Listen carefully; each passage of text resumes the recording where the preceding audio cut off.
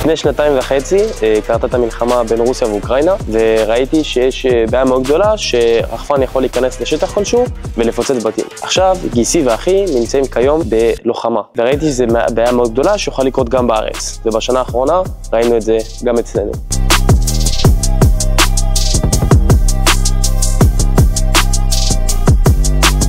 טוב, אז עכשיו בואו נראה איך המערכת עובדת בפועל. אנחנו פורסים מצלמות בשטח, פה פרסנו 4 מצלמות, כמו שאתם רואים שם, אחד פה ואחד שמה. כשחיילים פורסים את המצלמות האלה בשטח, הם מטיסים רחפן באוויר, ככה שהמערכת מקיילת את עצמה. ככה שבדקה וחצי, 2 דקות, המערכת מוכנה לתפעול, ולא צריך כאב ראש להתעסק בזה כל 5 דקות. רחפן אויב נכנס לשטח, והמערכת מזהה אותו ומתחילה לעבוד.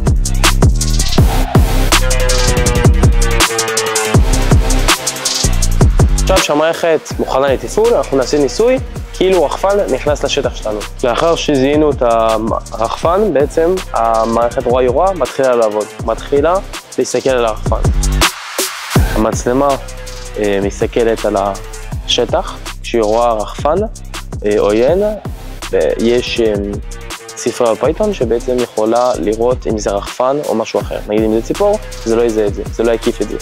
פה אנחנו רואים את המערכת, יש תמונות שזה מקיף את הרחפן שרצנו באוויר. עכשיו נסביר מה עומד מאחור בטכנולוגיה של הפרויקט. המצלמות מתקשרות ביניהם על ידי קוד פייתון שכתבתי, מעבירות מידע מאחד לשני למחשב ראשי.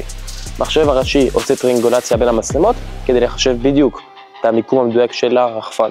מעביר הכל למערכת רואה יורה, והמערכת רואה יורה מתחילה לחשב ולעקוב אחרי הרחפן.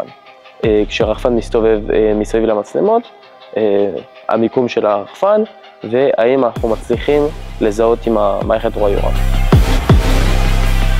כל חייל יכול להפעיל אותו, זה בעיה בינלאומית, זה לא קורה רק בישראל, וזאת מערכת חדשנית שיכולה להציל מאות אלפים.